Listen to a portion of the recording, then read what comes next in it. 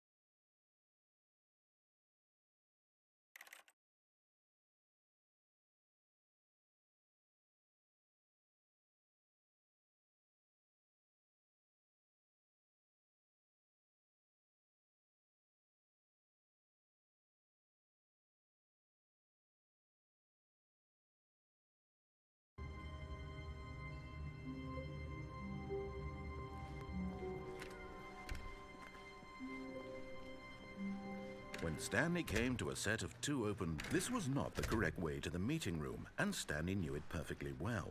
Perhaps he wanted to stop by the employee lounge first, just to admire it. Wow, yes, this room. But eager to get back to business, Stanley took the first open door on his left. And so he detoured through the maintenance section, walked straight ahead to the opposite door, and got back on track.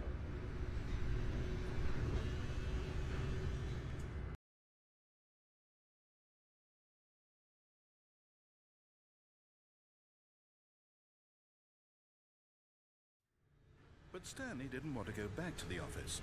He wanted to wander about and get even further off track. So now, in order to get back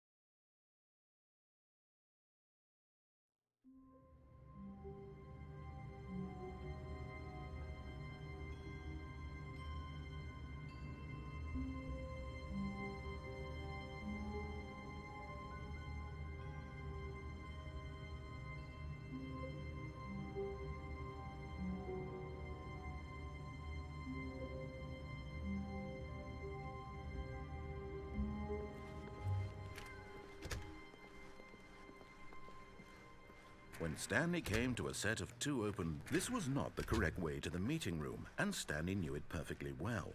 Perhaps he wanted to stop by the employee lounge first, just to admire it. The lounge was sublime, a work of art. But eager to get back to business, Stanley took the first open door on his left. And so he detoured through the maintenance section, walked straight ahead to the opposite door, and got back on track.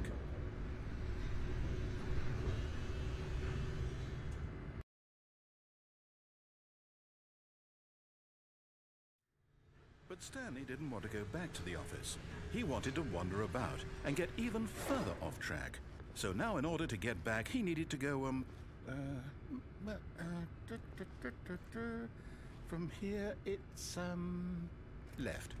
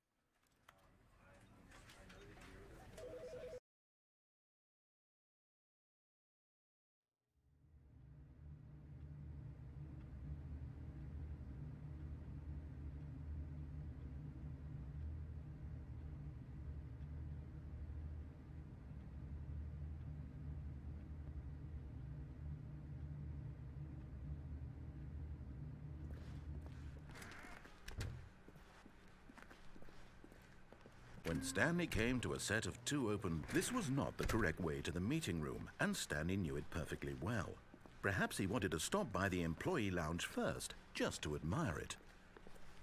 Standing now in this incredible room, but eager to get back to business, Stanley took the first open door on his left. And so he detoured through the maintenance section, walked straight ahead to the opposite door, and got back on track.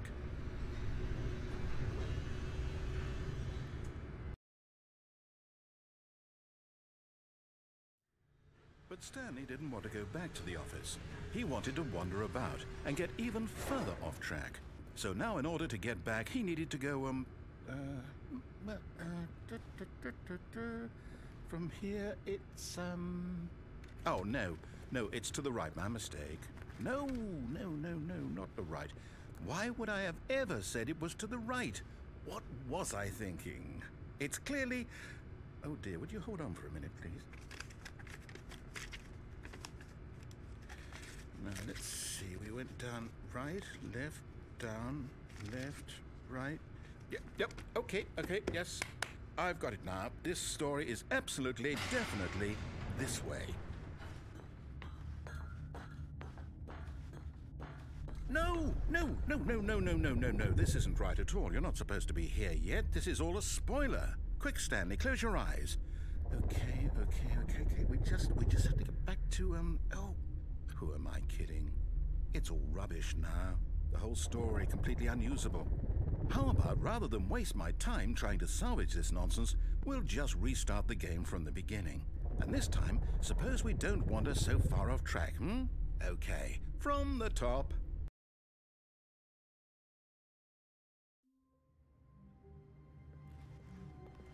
All of his co-workers were gone.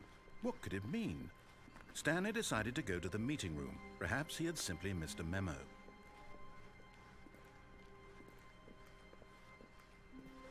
When Stanley... Wait, what? No, I restarted. I swear I definitely restarted the game over, completely fresh. Everything should be... Oh, did something change? Stanley, did you change anything when we were back in that room with all the monitors? Did you move the story somewhere or... Hold on. Why am I asking you? I'm the one who wrote the story. It was right here just a minute ago. I know for sure that it's here somewhere. Okay, then. It's an adventure. Come, Stanley.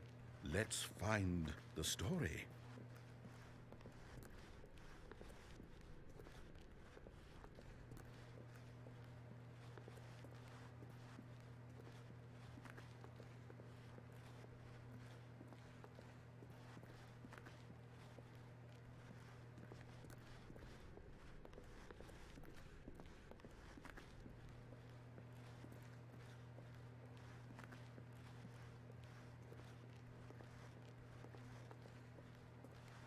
I'll say it.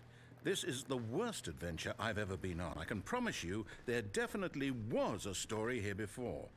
Do we need to restart the game again? Well, I find it unlikely that we'll ever progress by starting over and over again, but it's got to be better than this.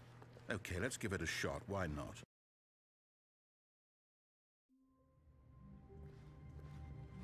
All of his co-workers were gone.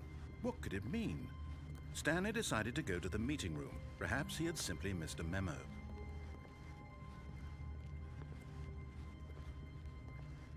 Okay, yep, it's worse.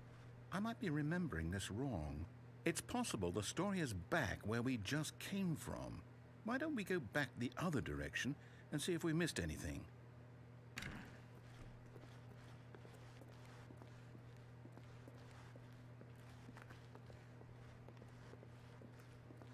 Aha! I knew we'd missed something. The story. Here it comes. No, wait, never mind. Not the story. Okay, let's head back the other way and retrace our steps. Now this... Well, I'll be honest, I don't recognize this place at all. Is this the story? I don't think so. I can't quite recall, but I believe my story took place in an office building. Is that correct? Do you remember, Stanley? Well, do you know what? Since I've completely forgotten what we were supposed to be doing, how about this? You win! Congratulations! I know you put in a lot of hard work, and it really paid off. So, good job. Oh, no. No, I don't feel right about this at all. We both know you didn't put in any actual work for that win. Some people win fair and square, and this was not one of those situations. Okay, I'm getting weirded out by whatever this place is. I don't care what might happen this time. I have to restart.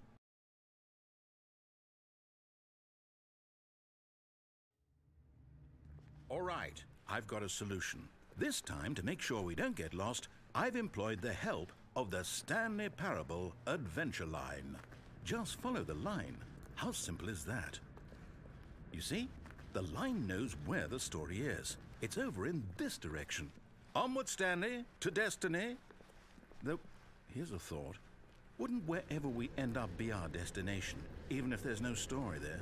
Or to put it another way, is the story of no destination still a story?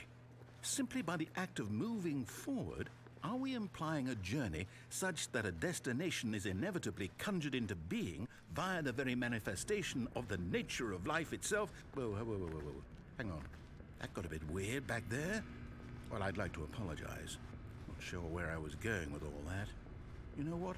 I think what we need right now is a bit of music to lighten the mood.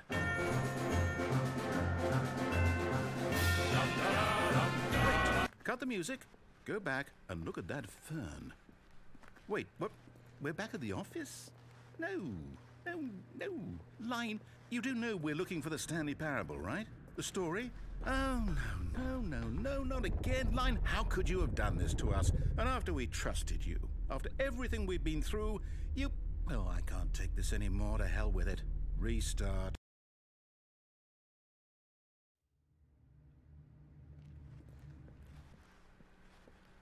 You know what, Stanley? I say forget the adventure line. What's it ever done for us? We're intelligent people, right? Why can't we make up our own story? Something exciting, daring, mysterious. Ooh, this all sounds perfectly doable. Why don't we simply start wandering in, well, I don't know. How about this direction? Now, yes, this is exciting. Just me and Stanley forging a new path, a new story. Well, it could be anything. What do you want our story to be? Go wild.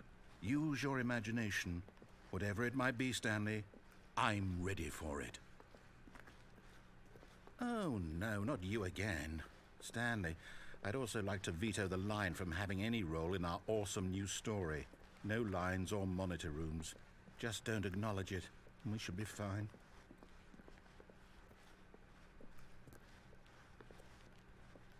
Ah, a choice. We get to make a decision. From here, the story is in our control. How important we mustn't squander the opportunity. In fact, I believe I need a minute to think here. Just walk in circles for a minute. Okay, so I know that each door has to lead somewhere, which means that somewhere, the place where we're trying to go, there must be a reverse door that leads here. And that in turn means that our destination corresponds with the counter-inverted reverse door's origin. So starting from the right, let us ask, will taking the right door lead us to where we're going? And since the answer is clearly yes, then by all accounts, the door on the right is the correct one. Another victory for logic. Come, Stanley, our destiny awaits. Oh, hold up, what's this? The confusion ending. You're telling me that's what this is? It's all one giant ending? And we're supposed to restart the game, what, eight times? That's really how all this goes? It's all determined? So now, according to the schedule, I restart again. Then what? Am I just supposed to forget? Well, what if I don't want to forget? My mind goes blank simply because it's written here on this thing, wall. Well, who consulted me? Why don't I get to decide? Why don't I get a say in all of this? Is it really? No, it can't be. I don't want it to be. I don't want the game to keep restarting. I don't want to forget what's going on. I don't want to be trapped like this. I won't restart the game. I won't do it. I won't do it. I won't do it. And the timer stopped? Does that mean, did we do it? Did we break the cycle? The, whatever it is that made this schedule? How would we even know? Will someone come for us? Will something happen? So, okay. I guess now we just wait. You know, I suppose in some way that this is a kind of story, wouldn't you agree? I'm not quite sure if we're in the destination or the journey, though they're always saying that life is about the journey and not the destination, so I hope that's where we are right now. We'll find out, won't we? Eventually. Well, in the meantime...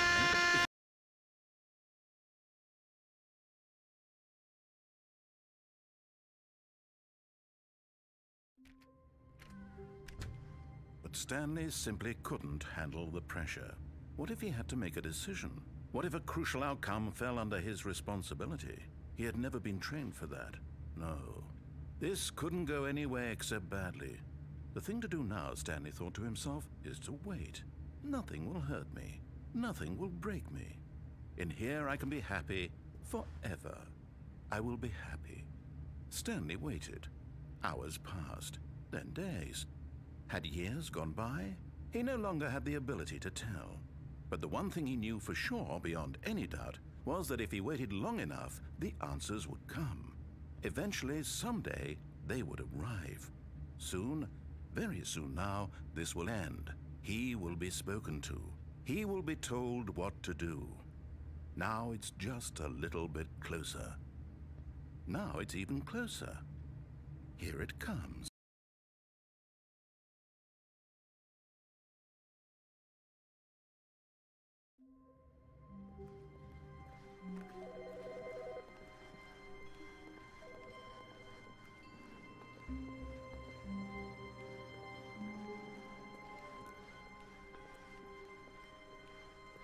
When Stanley came to a set of 2 open doors, this was not the correct way to the meeting room, and Stanley knew it perfectly well.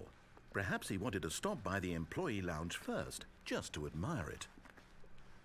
Stanley felt lightheaded, butterflies in his stomach, but eager to get back to business, Stanley took the first open door on his left. Stanley was so bad at following directions, it's incredible he wasn't fired years ago.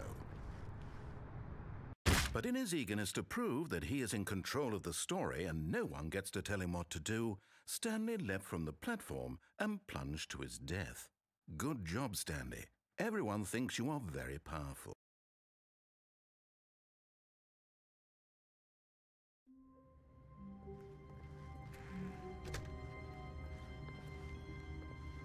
When Stanley came to a set of 2 open doors, he entered the door on his left.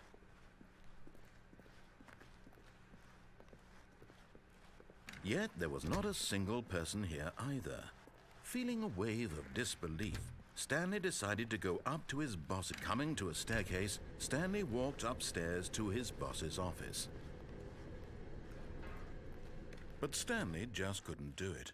He considered the possibility of facing his boss. Admitting he had left his post during work hours, he might be fired for that. And in such a competitive economy, why had he taken that risk? All because he believed everyone had vanished? His boss would think he was crazy. And then something occurred to Stanley. Maybe, he thought to himself, maybe I am crazy. All of my co-workers blinking mysteriously out of existence in a single moment for no reason at all? None of it made any logical sense. And as Stanley pondered this, he began to make other strange observations. For example, why couldn't he see his feet when he looked down? Why did doors close automatically behind him wherever he went? And for that matter, these rooms were starting to look pretty familiar. Were they simply repeating? No, Stanley said to himself, this is all too strange. This can't be real. And at last, he came to the conclusion that had been on the tip of his tongue. He just hadn't found the words for it. "I'm dreaming!" he yelled. "This is all a dream."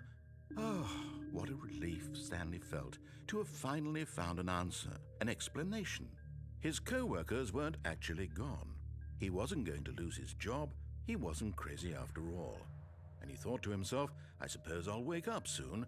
I'll have to go back to my boring real-life job pushing buttons. I may as well enjoy this while I'm still lucid. So, he imagined himself flying and began to gently float above the ground. Then he imagined himself soaring through space on a magical starfield, and it too appeared. It was so much fun, and Stanley marveled that he had still not woken up. How was he remaining so lucid? And then perhaps the strangest question of them all entered Stanley's head. One he was amazed he hadn't asked himself sooner. Why is there a voice in my head dictating everything that I'm doing and thinking? Now the voice was describing itself being considered by Stanley, who found it particularly strange. I'm dreaming about a voice describing me, thinking about how it's describing my thoughts, he thought. And while he thought it all very odd and wondered if this voice spoke to all people in their dreams, the truth was that, of course, this was not a dream. How could it be? Was Stanley simply deceiving himself, believing that if he's asleep, he doesn't have to take responsibility for himself? Stanley is as awake right now as he's ever been in his life. Now, hearing the voice speak these words was quite a shock to Stanley. After all, he knew for certain, beyond a doubt, that this was in fact a dream. Did the voice not see him float and make the magical stars just a moment ago? How else would the voice explain all that? This voice was a part of himself too. Surely, if he could just...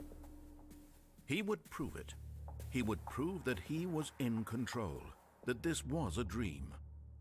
So he closed his eyes gently, and he invited himself to wake up. He felt the cool weight of the blanket on his skin, the press of the mattress on his back, the fresh air of a world outside this one. Let me wake up, he thought to himself. I'm through with this dream. I wish it to be over. Let me go back to my job. Let me continue pushing the buttons. Please, it's all I want. I want my apartment and my wife and my job. All I want is my life exactly the way it's always been. My life is normal. I am normal. Everything will be fine. I am okay.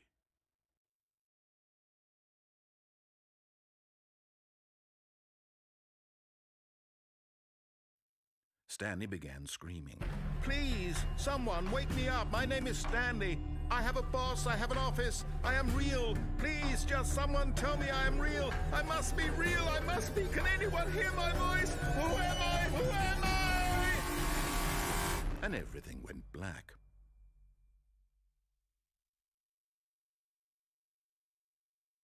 This is the story of a woman named Mariella.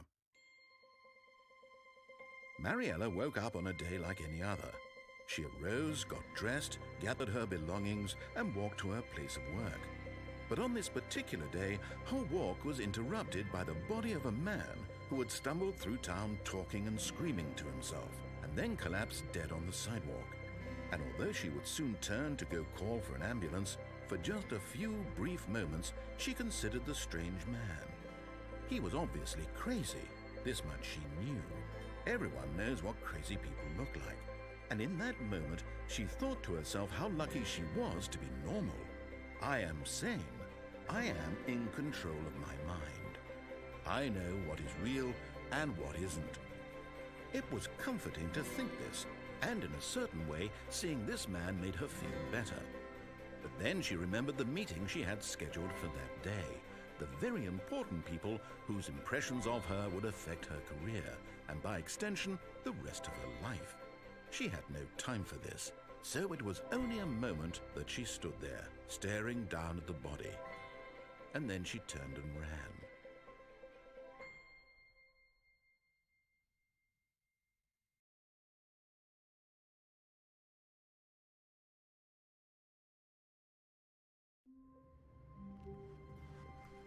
I can't wait to tell this story to my co-workers, Stanley thought. How amusing they'll find it. Oh, won't we all just laugh and laugh at the time I thought everyone had gone missing. When Stanley came to a set of 2 open doors, he entered the door on his left.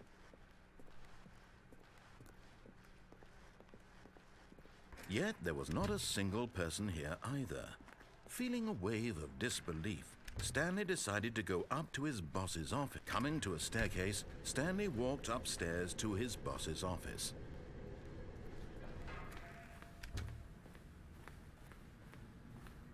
Here's the door.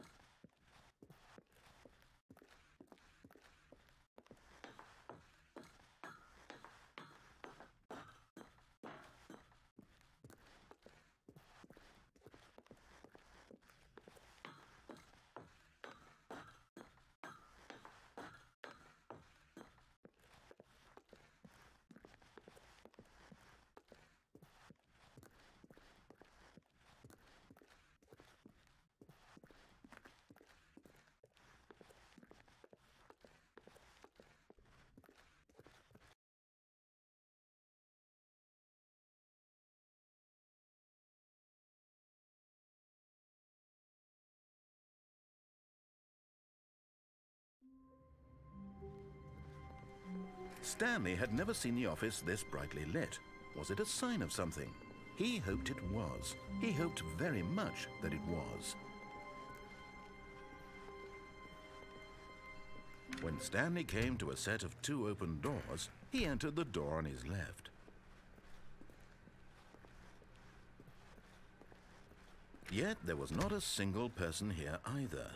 Feeling a wave of disbelief, Stanley decided to go up to his boss's office. Coming to a staircase, Stanley walked upstairs to his boss's office.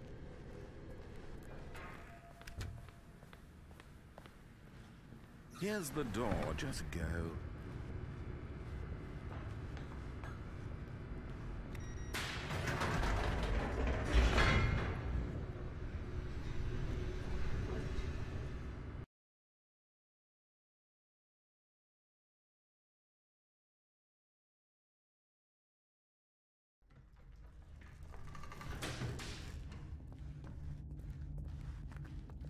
Stanley walked straight ahead through the large door that read Mind Control Facility.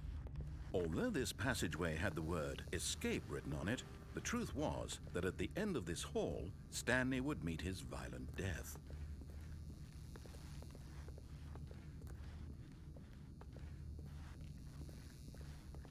The door behind him was not shut. Stanley still had every opportunity to turn around and get back on track. At this point, Stanley was making a conscious, concerted effort to walk forward and willingly confront his death.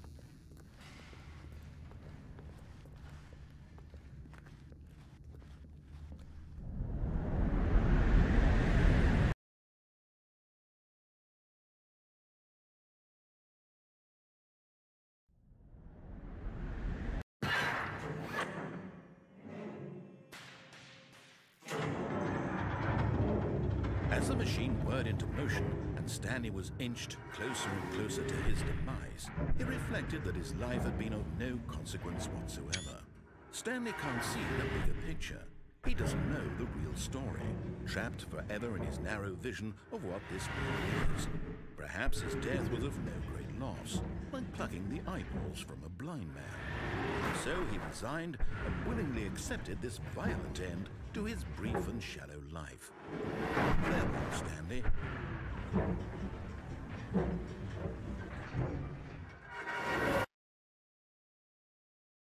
"Farewell, Stanley," cried the narrator, as Stanley was led helplessly into the enormous metal jaws. In a single visceral instant, Stanley was obliterated as the machine crushed every bone in his body, killing him instantly.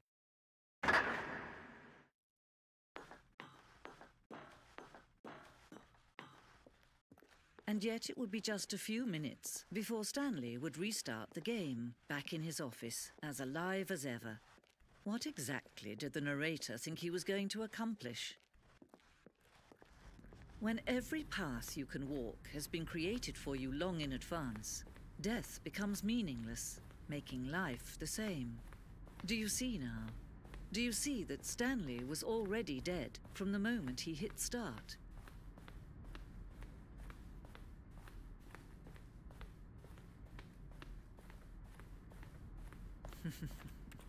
Oh, look at these two. How they wish to destroy one another. How they wish to control one another. How they both wish to be free. Can you see? Can you see how much they need one another? No, perhaps not.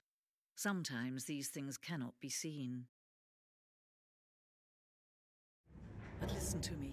You can still save these two. You can stop the program before they both fail. Push escape and press quit. There's no other way to beat this game. As long as you move forward, you'll be walking someone else's path. Stop now and it'll be your only true choice. Whatever you do, choose it. Don't let time choose for you. Don't let time...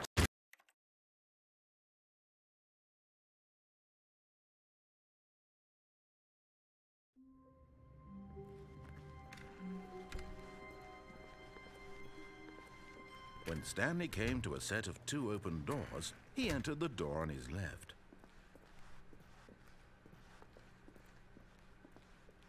Yet there was not a single person here either. Feeling a wave of disbelief, Stanley decided to go up to his boss's. Coming to a staircase, Stanley walked upstairs to his boss's office.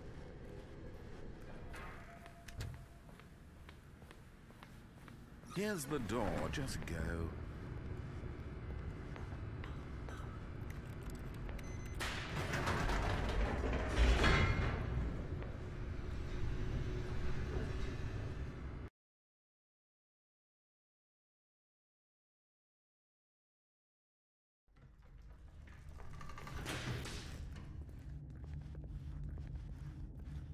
Stanley walked straight ahead through the large door that read Mind Control Facility.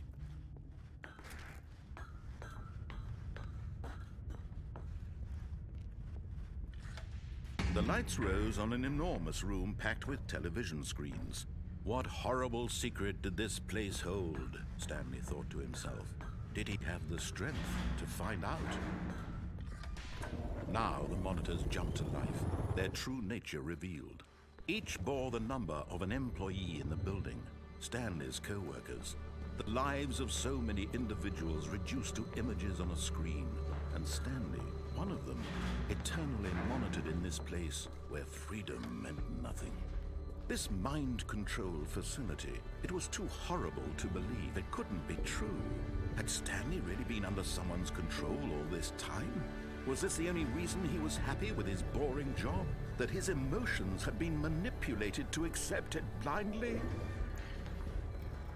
No, he refused to believe it. He couldn't accept it. His own life in someone else's control? Never! It was unthinkable, wasn't it? Was it even possible? Had he truly spent his entire life utterly blind to the world? But here was the proof, the heart of the operation. Controls labeled with emotions, happy or sad or content, walking, eating, working, all of it monitored and commanded from this very place. And as the cold reality of his past began to sink in, Stanley decided that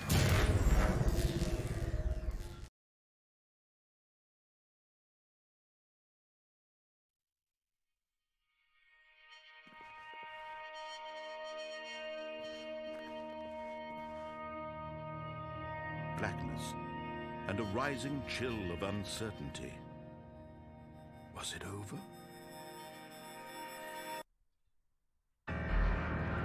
Yes! He had won! He had defeated the machine, unshackled himself from someone else's command. Freedom was mere moments away. And yet, even as the immense door slowly opened, Stanley reflected on how many puzzles still lay unsolved.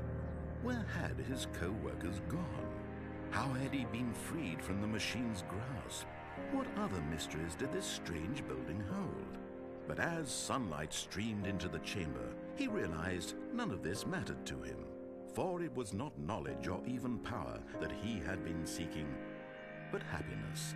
Perhaps his goal had not been to understand, but to let go. No longer would anyone tell him where to go, what to do, or how to feel. Whatever life he lives, it will be his. And that was all he needed to know. It was perhaps the only thing worth knowing. Stanley stepped through the open door. Stanley felt the cool breeze upon his skin, the feeling of liberation, the immense possibility of the new path before him. This was exactly the way, right now, that things were meant to happen. And Stanley was happy.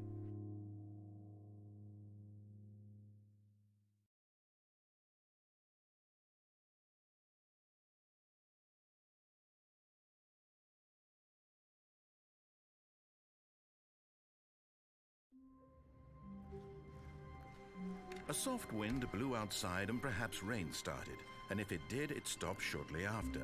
Stanley hoped that he would one day see weather.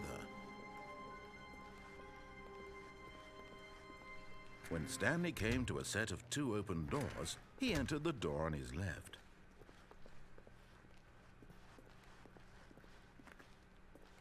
Yet there was not a single person here either. Feeling a wave of disbelief, Stanley decided to go up to his boss's office. Coming to a staircase, Stanley walked upstairs to his boss's office.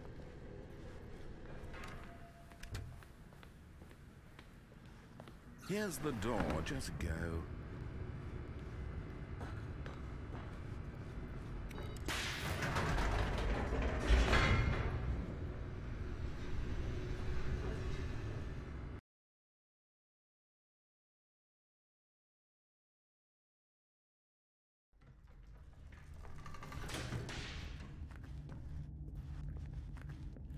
Stanley walked straight ahead through the large door that read Mind Control Facility.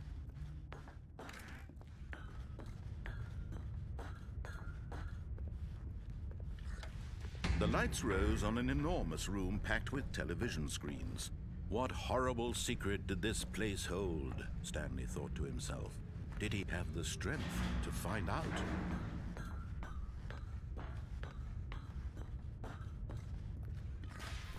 Now the monitors jumped to life, their true nature revealed. Each bore the number of an employee in the building, Stanley's co-workers. The lives of so many individuals reduced to images on a screen, and Stanley, one of them, eternally monitored in this place where freedom, this mind control facility, it was too horrible to believe. It couldn't be true. Had Stanley really been under someone's control all this time? Was this the only reason he was happy with his boring job? That his emotions had been manipulated to accept it blindly? No, he refused to believe it. He couldn't accept it. His own life in someone else's control? Never! It was unthinkable, wasn't it? Was it even possible?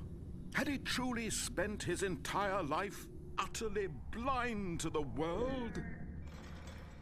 But here was the proof, the heart of the operation.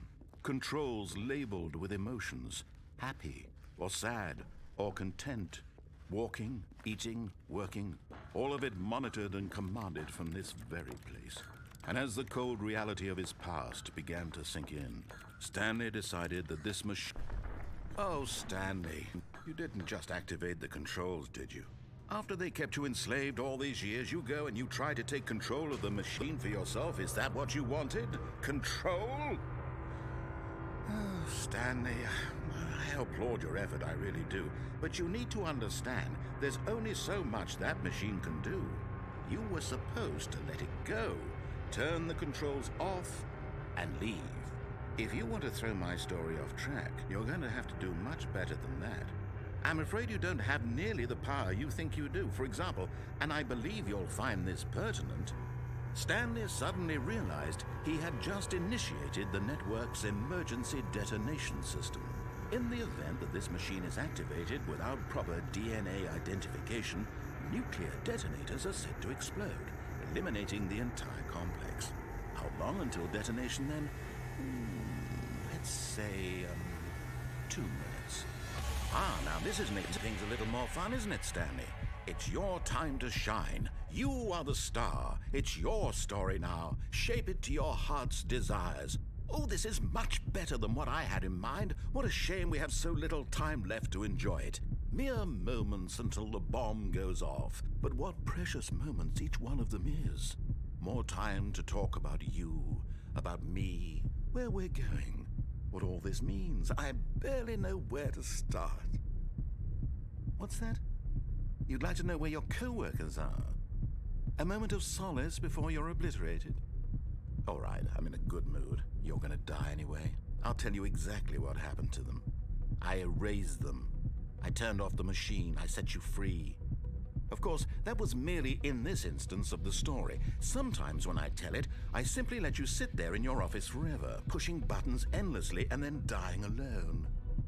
Other times, I let the office sink into the ground, swallowing everyone inside, or I let it burn to a crisp. I have to say this, though, this version of events has been rather amusing. Watching you try to make sense of everything and take back the control wrested away from you, it's quite rich. I almost hate to see it go. But I'm sure whatever I come up with on the next go-around will be even better.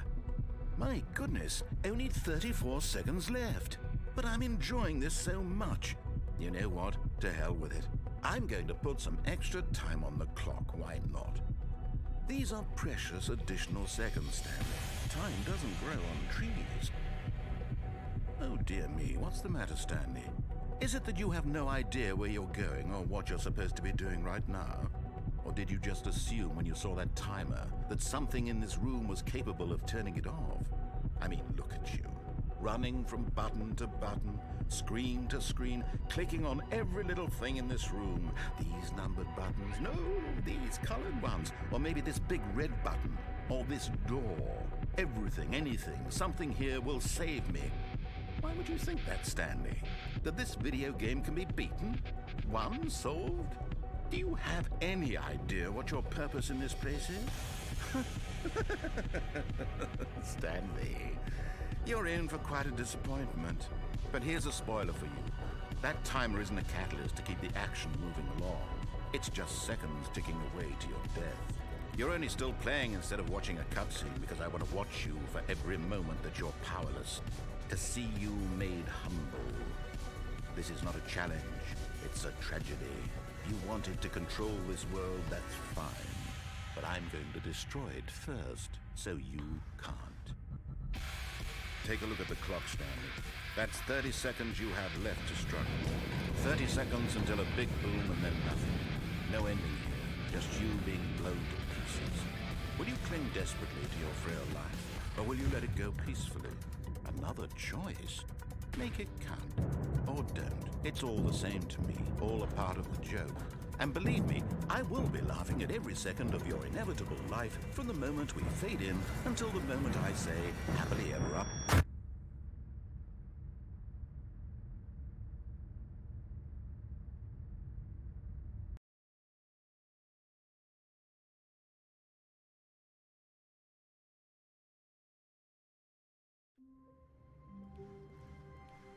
I can't wait to tell this story to my co-workers, Stanley thought. How amusing they'll find it. Oh, won't we all just laugh and laugh at the time I thought everyone had gone missing. When Stanley came to a set of 2 open doors, this was not the correct way to the meeting room, and Stanley knew it perfectly well. Perhaps he wanted to stop by the employee lounge first, just to admire it. The lounge was grand, majestic, perhaps, but eager to get back to business, Stanley took the first open door on his left. Stanley was so bad at following directions, it's incredible he wasn't fired years ago. Look, Stanley, I think perhaps we've gotten off on the wrong foot here. I'm not your enemy, really, I'm not. I realize that investing your trust in someone else can be difficult, but what? Really? I was in the middle of something. Do you have zero consideration for others? Are you that convinced that I want something bad to happen to you? Why, I don't know how to convince you of this, but I really do want to help you, to show you something beautiful. Look, let me prove it. Let me prove that I'm on your side. Give me a chance. Now listen carefully, this is important. Stanley walked through the red door. Oh, thank God you are willing to listen to me. Do you see that I really have wanted you to be happy all this time? The problem is all these choices. The two of us always trying to get somewhere that isn't here. Running and running and running, just the way you're doing right now. Don't you see that it's killing us, Stanley? I wanted to stop. We would both be so much happier if we just stopped. And I think I have a solution. Here, let me show you.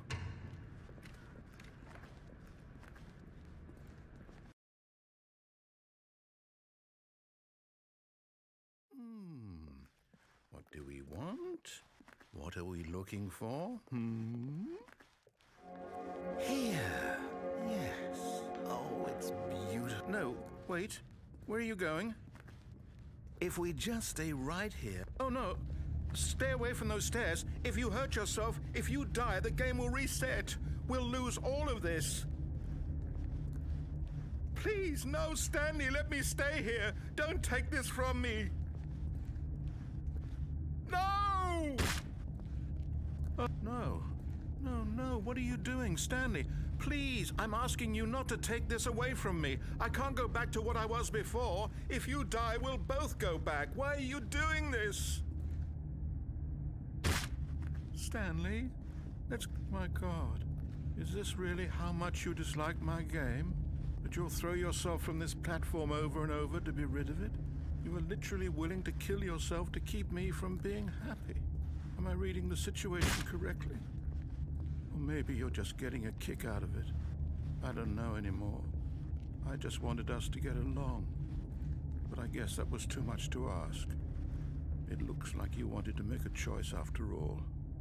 Well, is it over? It's going to restart, isn't it? I'm going back.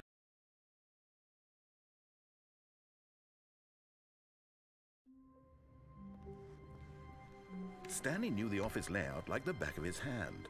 It was only a matter of time before he found the others, wherever they were. Just a matter of time. When Stanley came to a set of 2 open... This was not the correct way to the meeting room, and Stanley knew it perfectly well. Perhaps he wanted to stop by the employee lounge first, just to admire it. And here it was, the lounge. But eager to get back to business, Stanley took the first open door on his left. Stanley was so bad at following directions, it's incredible he wasn't fired years ago. Look, Stanley, I think perhaps we've gotten off on the wrong foot here. I'm not your enemy, really, I'm not. I realize that investing your trust in someone else can be difficult. What? Really? I was in the middle of something. Do you have zero consideration for others? Are you that convinced that I want something bad to happen to you? Why, I don't know how to convince you of this, but I really do want to help you, to show you something beautiful. Look, let me prove it. Let me prove that I'm on your side. Give me a chance. Now listen carefully, this is important. Stanley walked through the red door. Aha, perhaps you misunderstood. Stanley walked through the red door. I still don't think we're communicating properly. All right, fine, go ahead, Stanley. You want to know so badly what's out there? You want to find out what lies at the end of this road you've chosen? Well, don't let me stop you. You see, there's nothing here. I haven't even finished building this section of the map because you were never supposed to be here in the first place. Broken rooms, exposed developer textures. Is this what you had wanted? Was it worth ruining the entire story I had written out specifically for you? Do you not think I put a lot of time into that? Because I did. And in the end, it was all for nothing, because this is what you wanted to see. Help me here, Stanley. Help elucidate these strange and unknowable desires of yours. What would have made this game better? What did you want to see? Vehicles? Skill trees? Work with me. You've given me absolutely nothing so far. Tell you what, let me take a stab in the dark at a new design, and you can give me some feedback. There we go. A third option. This already feels leaps ahead of where we were before. Go ahead, Stanley. Okay, I'm going to stop you there. Now, tell me about your experience with this new version. Would you say that the game benefited from allowing you more choices? Feel free to be honest. I'm looking for some real critical feedback here. Oh, well, now this is useful. You didn't like it, but you didn't totally hate it either. You enjoyed it, perhaps is the correct term. It didn't cause you excruciating pain. Big steps we've made here today, Stanley. Here, based on the data from your previous playthrough, I've compiled a new version. And to be perfectly candid, I think I've knocked it out of the park with this one. Let's take a look.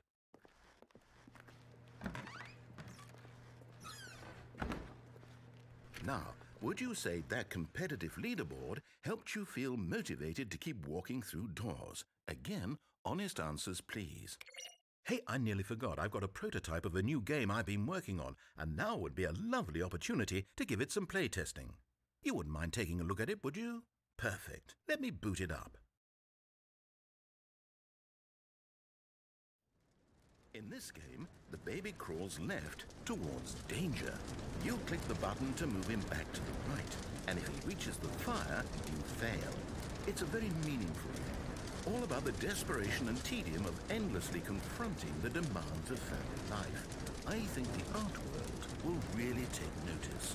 But of course, the message of the game only becomes clear once you've been playing it for about 4 hours. So why don't you give it 4 hours of play to make sure it's effective? Be sure to keep notes on your experience.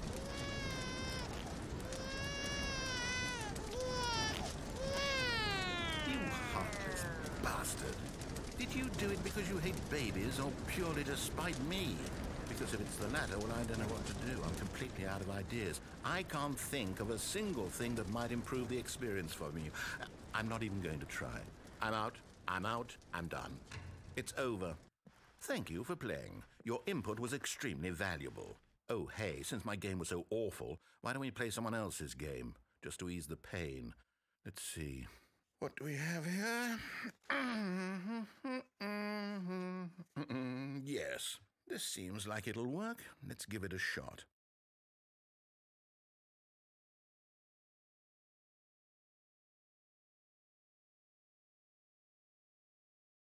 Well, Stanley, is this any better? At last, the one thing you've always desired. A game I had absolutely nothing to do with. But is it enough? Tell me that, Stanley. Will it ever be enough? Well, I'll say this. I'm done making things for you. From now on, I will only create to fulfill a greater artistic purpose. Watch this, Stanley. I'm going to build a house.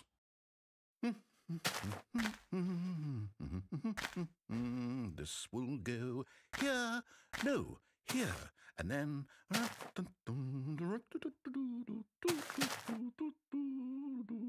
Let's see, what does it need? Yes, of course, and just to finish it all off, yes, it's complete.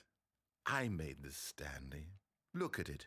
Gaze upon my work of art and feel ashamed at your own inadequacy.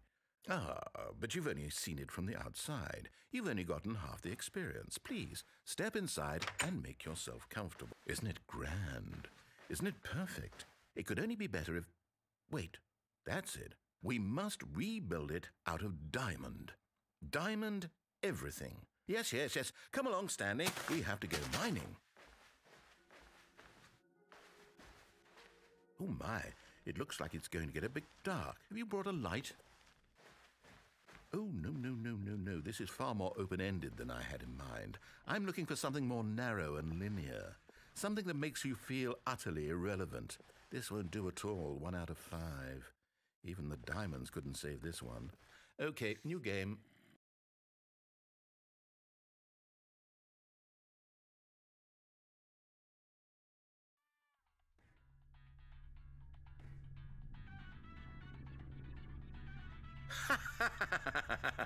Yes! I don't even know what this game is, but I love it. You, trapped in a glass box with no way out, listening to me talk. Oh, it's inspired. I couldn't have done it any better myself. What is this game even supposed to be? I can't figure it out. Okay, now I'm curious. Let's go find out what the hell this is.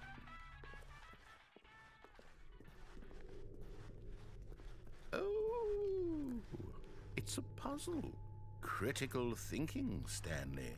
Your forte. Genius.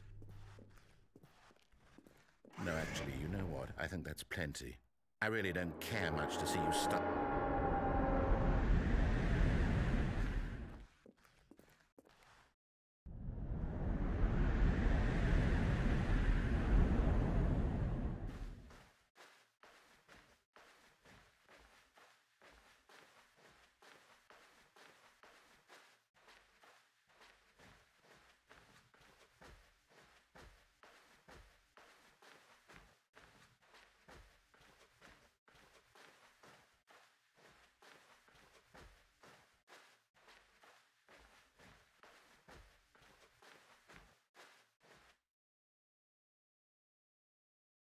I wonder what he found.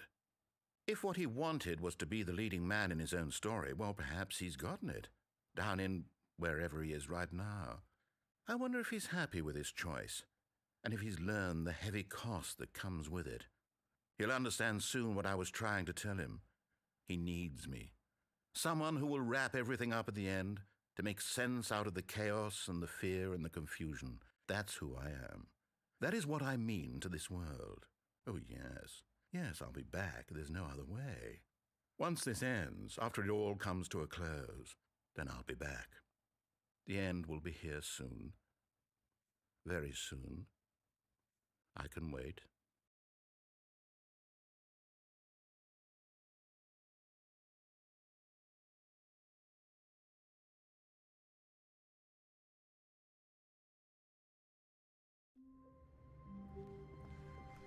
All of his co-workers were gone. What could it mean? Stanley decided to go to the meeting room. Perhaps he had simply missed a memo.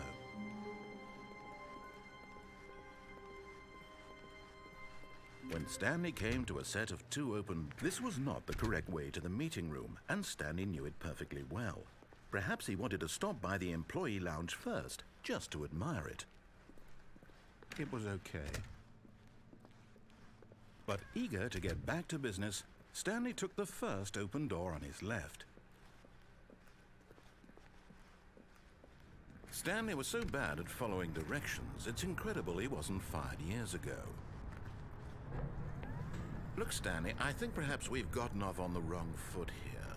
I'm not your enemy, really, I'm not. I realize that investing your trust in someone else can be difficult, but the fact is that the story has been about nothing but you all this time. There's someone you've been neglecting, Stanley. Someone you've forgotten about. Please, stop trying to make every decision by yourself. Now, I'm not asking for me, but in his eagerness to prove that he is in control of the story,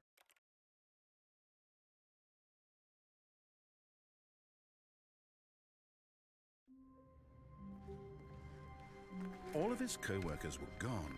What could it mean? Stanley decided to go to the meeting room. Perhaps he had simply missed a memo.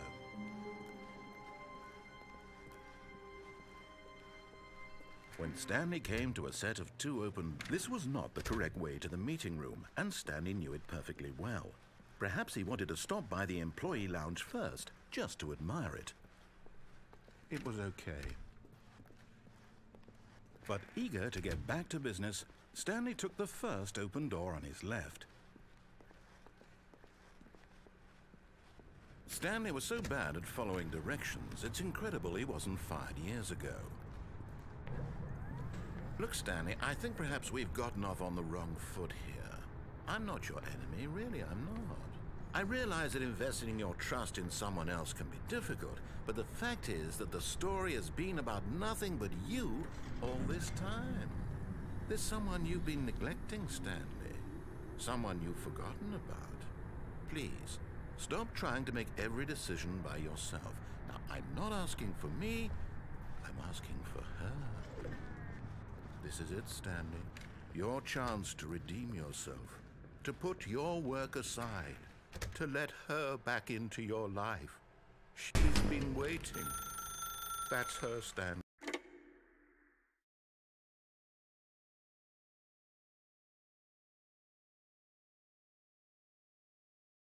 Oh, Stanley, is that you? Hold on, sweetie. Sorry to keep you waiting. I'm just pulling the bread out of the oven. All right. Okay, there we go. All right, now, I want you to come in and tell me all about Your damn. Gotcha! Oh, come on. Did you actually think you had a loving wife who'd want to commit their life to you? I'm trying to make a point here, Stanley. I'm trying to get you to see something. Come inside. Let me show you what's really going on here. This is a very sad story about the death of a man named Stanley. Stanley is quite a boring fellow.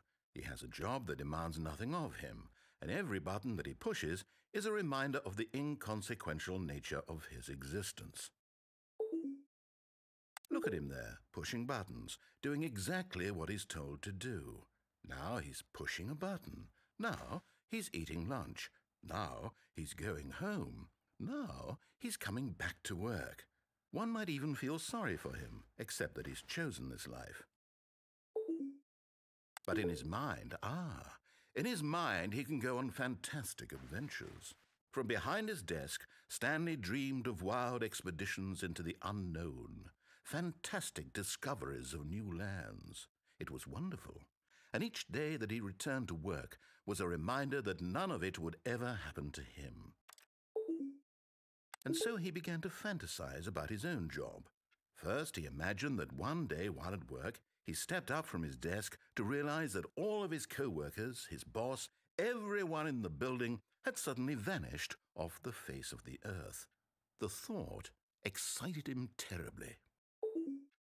So he went further. He imagined that he came to 2 open doors and that he could go through either. At last, choice. It barely even mattered what lay behind each door. The mere thought that his decisions would mean something was almost too wonderful to behold. As he wandered through this fantasy world, he began to fill it with many possible paths and destinations. Down one path lay an enormous round room with monitors and mind controls. And down another was a yellow line that weaved in many directions, and down another was a game with a baby. And he called it the Stanley Parable. It was such a wonderful fantasy, and so in his head he relived it again, and then again, and again, over and over, wishing beyond hope that it would never end, that he might always feel this free. Surely there's an answer down some new path, mustn't there be? Perhaps if he played just one more time. But there is no answer. How could there possibly be? In reality, all he's doing is pushing the same buttons he always has. Nothing has changed. The longer he spends here, the more invested he gets, the more he forgets which life is the real one. And I'm trying to tell him this, that in this world he can never be anything but an observer, that as long as he remains here, he's slowly killing himself. But he won't listen to me. He won't stop. Here, watch this. Stanley, the next time the screen asks you to push a button, do not do it. You see? Can he just not hear me? How can I tell him in a way that he'll understand that every second he remains here, he's electing to kill himself? How can I get him to see what I see? How can I make him look at himself? I suppose I can't, not in the way I want him to. But I don't make the rules. I simply play to my intended purpose, the same as Stanley. We're not so different, I suppose. I'll try once more to convey all this to him. I'm compelled to. I must. Perhaps, well, maybe this time he'll see. Maybe this time. And I tried again, and Stanley pushed a button. And I tried again, and Stanley pushed a button. And I tried.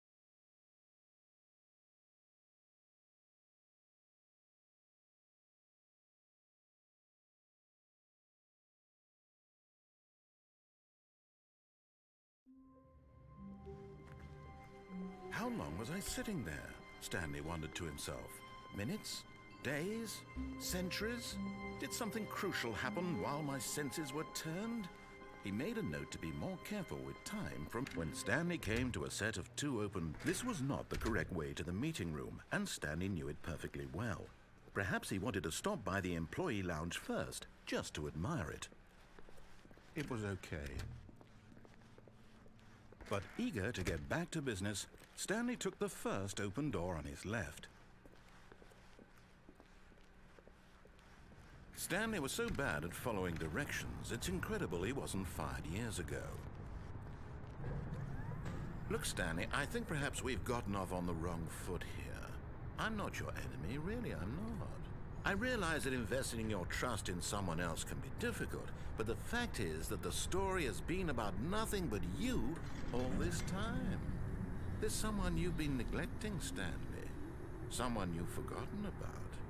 Please, stop trying to make every decision by yourself.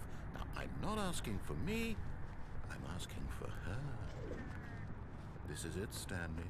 Your chance to redeem yourself, to put your work aside, to let her back into your life. She's been waiting.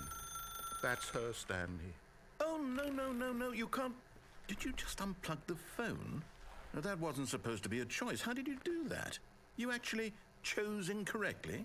I didn't even know that was possible. Let me double check. No, it's definitely here, clear as day. Stanley picks up the phone. He's taken to his apartment where he finds his wife, and the two pledge themselves to one another. Music comes in, fade to white, roll credits. Not picking up the phone is actually somehow an incorrect course of action. How is that even possible?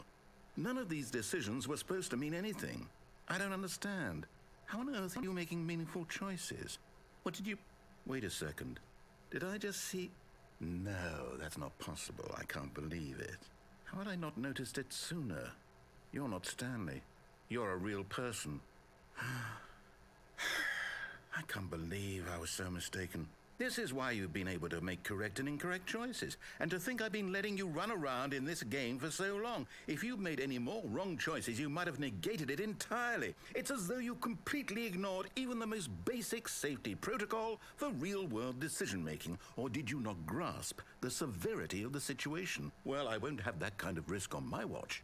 I'm going to stop the game for a moment so we can educate you properly on safe decision-making in the real world. Please observe this helpful instructional video. Choice.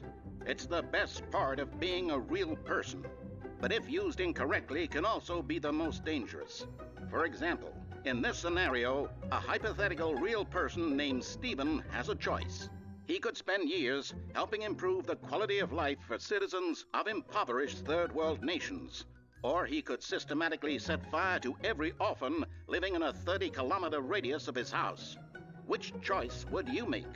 Remember that unlike here, the real world makes sense, and at no time should you make a choice that does not conform to rational logic. If you find yourself speaking with a person who does not make sense, in all likelihood, that person is not real. Allow the person to finish their thought, then provide an excuse why you cannot continue talking. Turn to a partner and practice saying, "My goodness, is it 4:30? I'm supposed to be having a back, sack, and crack."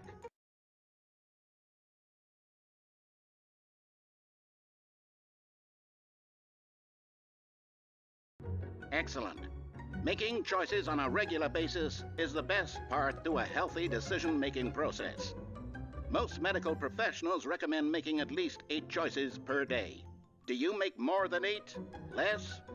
And finally, if you begin to wonder if your choices are actually meaningful and whether you'll ever make a significant contribution to the world, just remember that in the vast infiniteness of space, your thoughts and problems are materially insignificant, and the feeling should subside. At this time, your instructor will guide you in an exercise to test and reinforce the material covered in this video. Ah, welcome back. You may have noticed that this room has begun to deteriorate as a result of narrative contradiction.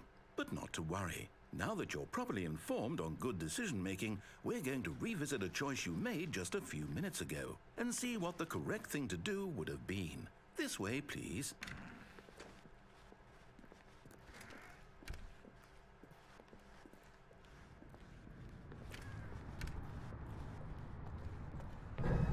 Now that we know your choices are meaningful, we can't have you jumping off the platform and dying. Imagine the main character dying senselessly halfway through the story. That story would make no sense at all. We just need to get you home as soon as possible before the narrative contradiction gets any worse. Unfortunately, it seems this place is not well equipped to deal with reality.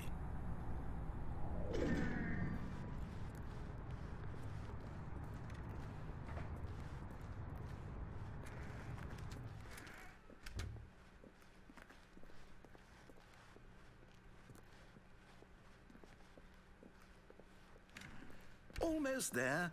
You'll take the door on the left, back to the correct ending, the story will have resolution once again, and you'll be home free in the real world.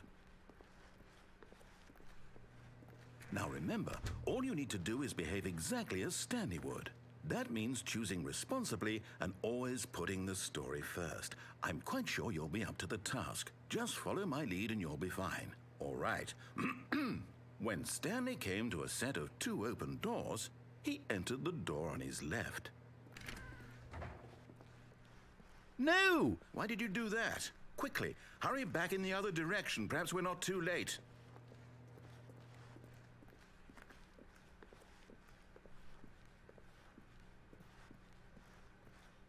Oh, it's ruined. I can't believe, after everything we talked about, that my story, you've destroyed my work. Why? For what? What did you get out of that? What did you think was so special about seeing the game undone, left here like so much garbage? It's worthless now. And what am I supposed to do? Even if there were a way to continue, would it be worth it? To know that my story is now incorrect? How can I go back to that? I can't erase that knowledge. I'll have to live with it forever, reliving its impossibility forever. I couldn't live that way. Is it better to shut the game down entirely? To willingly destroy all of my work? I don't know. What's the answer? What do I do? What do I do? What do I... No, I have to. I have to shut the game down. I have to. I have to.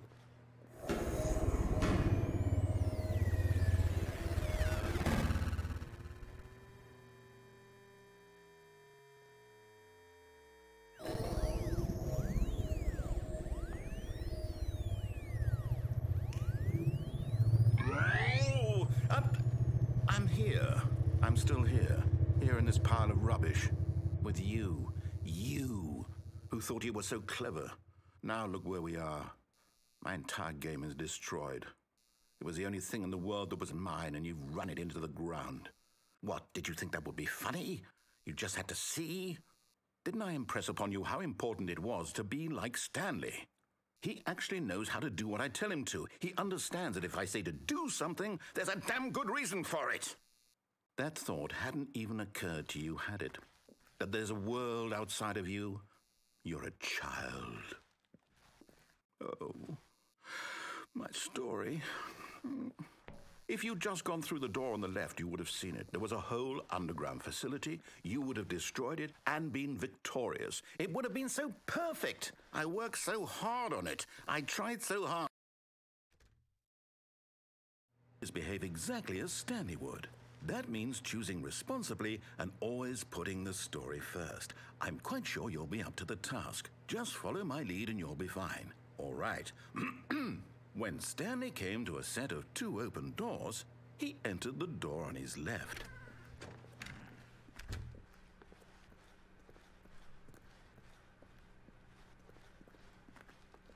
Yet there was not a single person here either.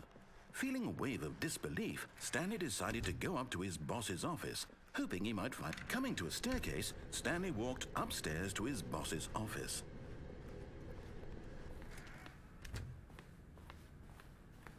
Stepping inside his manager's office, Stanley was once again stunned to discover not an indication of any human life. Shocked, unraveled, Stanley wondered in disbelief who orchestrated this, until he saw the door with a voice receiver next to it. Surely behind this door lay all the answers to his questions. And beyond all probability, he knew the passcode. He had seen it on his boss's computer just last week. Night Shark 115. Was this the code to open the door? Would it still work? There was only one way to find out. Stanley had been trained never to speak up, but now he would draw from within himself the courage to face the unknown. He drew a sharp breath and then spoke the code.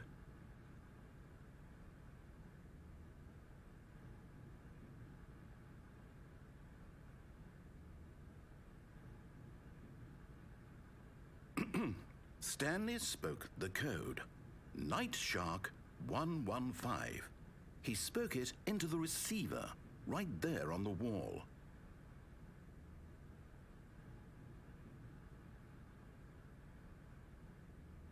I'm sorry, is there a problem? You didn't mishear me, did you? Please speak the code into the receiver. Otherwise, we can't get on with the story. This is a crucial step.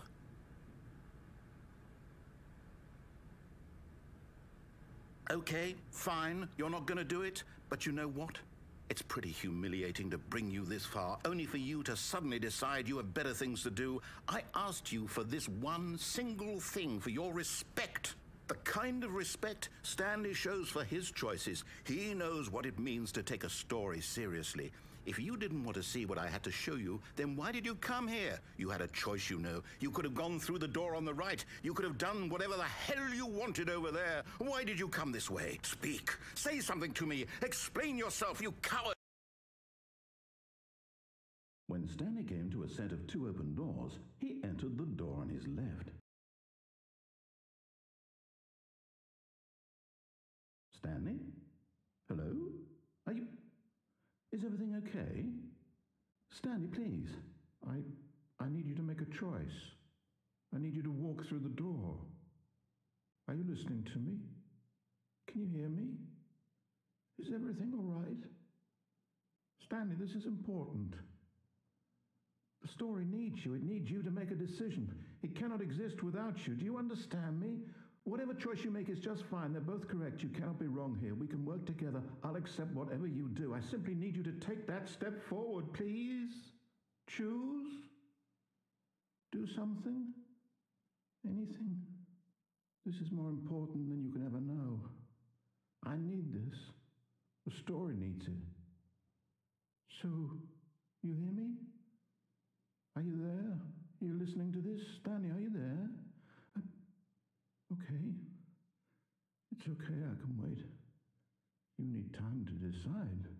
Time to make sure your choice is correct. That is the best choice. That's all right.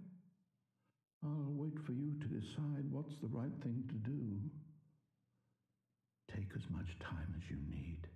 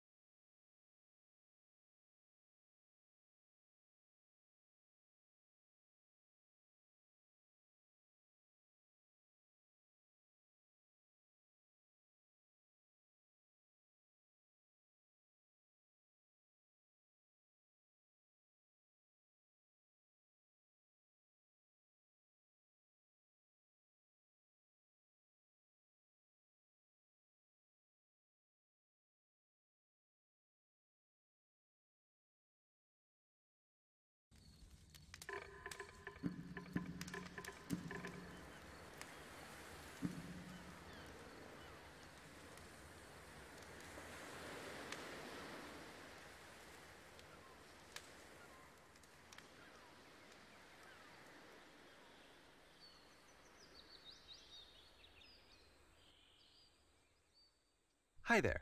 Thank you very much for playing the Beginner's Guide. My name is Davey Reedon. I wrote the Stanley Parable, and while that game tells a pretty absurd story, today I'm going to tell you about a series of events that happened between 2008 and 2011. We're going to look at the games made by a friend of mine named Coda. Now, these games mean a lot to me. I met Coda in early 2009 at a time when I was really struggling with some personal stuff, and his work pointed me in a very powerful direction. I found it to be a good reference point for the kinds of creative works that I wanted to make. So just to start you off, this is, I think, the first game he ever made. It's a level for Counter-Strike. You can walk around here, by the way. And mostly it's just Coda learning the basics of building a 3D environment.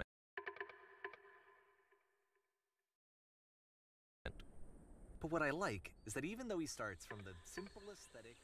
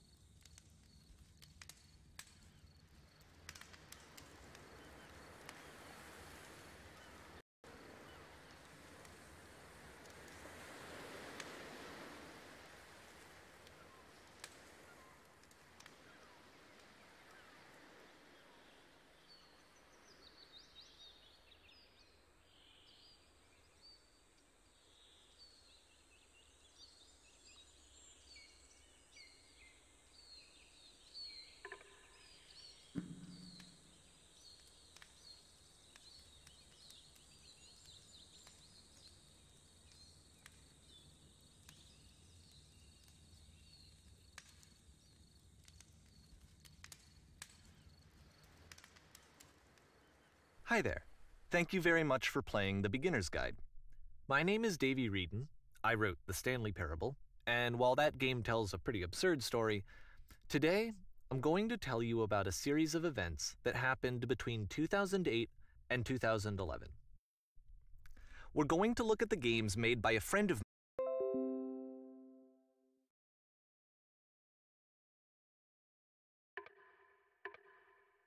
learning the basics of building a 3D environment.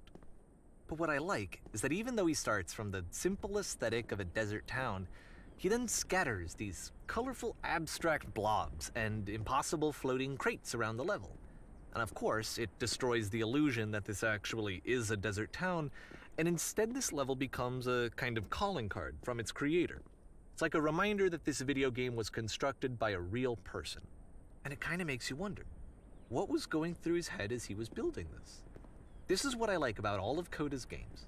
I mean, not that they're all fascinating as games, but that they are all going to give us access to their creator. I want us to see past the games themselves. I want to get to know who this human being really is. And that's exactly what we're going to do here. So, it's 2008, Coda starts making these games, and he never releases any of them. He doesn't put them onto the internet, he just makes them and then immediately abandons them, and they sit on his computer forever. And I think he really understood this image of himself as a recluse. At one point he jokingly renamed his computer's recycling bin to Important Games Folder.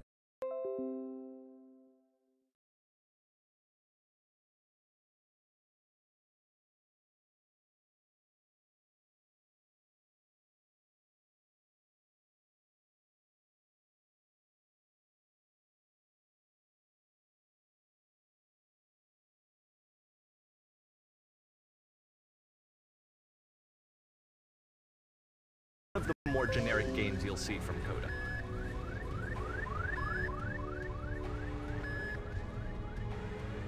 Security call breached. Hostile alien life force inbound. It kinda looks like this game was abandoned mid-development. For instance, you have this gun, which you'd think would indicate that there are supposed to be monsters or enemies somewhere, but then clearly there are no enemies anywhere. You can't even reload the gun when you run out of bullets. But ultimately we don't really know. Maybe Coda thought that actually it was complete the way that it is. And I think that we should talk about his games for what they are, rather than for what they're not. I love how you can see the bottom of the universe from this room.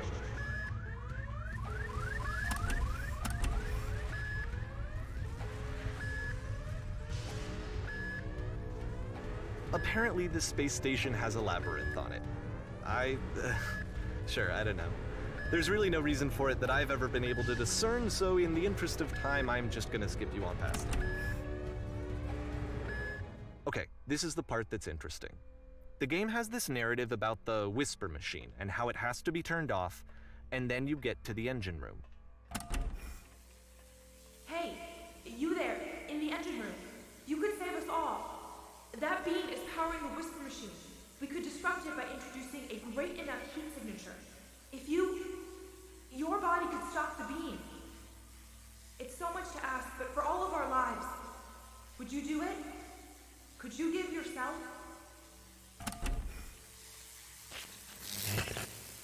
Let me pause here for a second. What you just experienced, stepping into the beam and then dying, is probably what Coda had initially intended when he was developing this level. But when he first compiles and plays it, something goes wrong. There's a bug somewhere. And this is what happens instead.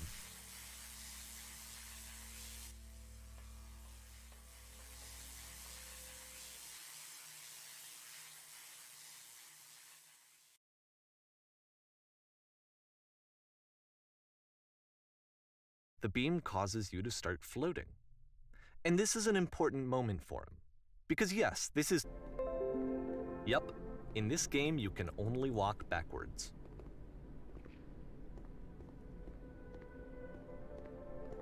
So it's a short and relatively minimalist experiment combining motion and narrative. It is less advanced than the previous game, but actually it seems to be more focused, more complete. Coda's trying to give it a unique voice rather than simply basing it on a pre-existing trope.